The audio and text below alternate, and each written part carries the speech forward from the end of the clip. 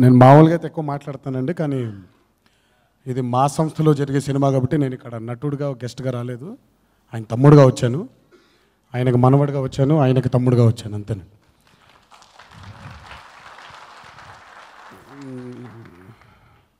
ఈ స్టేజ్ మీద నిజంగా జానకిరామ్ ఉంటే బాగుండేది. ఆయన కళ ఇలా మేమిద్దరం ఒక స్టేజ్ మీద ఉండి ఇలా మాట్లాడాలి అనేది ఆయన కళ. అది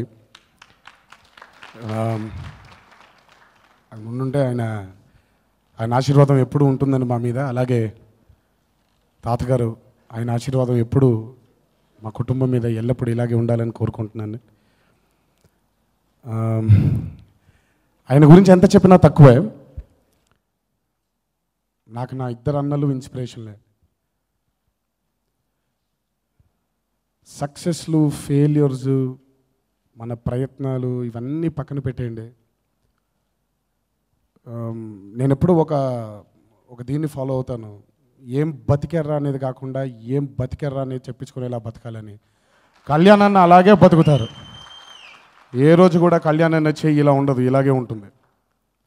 సో ఎల్లప్పుడూ ఇదే కృషి, ఇదే పట్టుదల ఆయనకి ఎప్పుడూ ఉండాలని ఆ దేవుడు, తాతగారు, అన్నయ్య ఎప్పుడూ ప్రసాదించాలని ఆ దేవుడిని మనసారా కోరుకుంటూ ఇలాగే అజాత శత్రువుగా ఆయన ఉండాలని ఆకాంక్షిస్తూ ఈరోజు ఈ ఆడియోని బ్లెస్ చేయడానికి వచ్చిన మా గెస్ట్ అందరికీ, రవి గారికి, పూరి గారికి, మా సూరికి, ఈ సినిమాని ఇంత అద్భుతంగా తీసిన, ఇంత అద్భుతంగా వచ్చేలా చేసిన మా అనిల్కి, అలాగే సాయి కార్తిక్కి, అలాగే సర్వేష్ గారికి, అందరికీ ఇంత అద్భుతంగా చూపించిన అన్నయ్యని అంత ఒక దళదళ వెలిగిపోతున్నాడు ఆయన.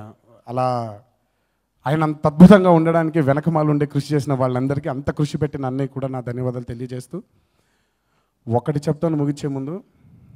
ఆనాడు రౌడీ ఇన్స్పెక్టర్ ఎంత సెన్సేషన్ క్రియేట్ చేసిందో ఈ 2015 అంత సెన్సేషన్తో మొదలు పెట్టిపోతున్నాడు అన్నయ్య. ఈ సెన్సేషన్ ఇలాగే కొనసాగాలని, ఈ 2015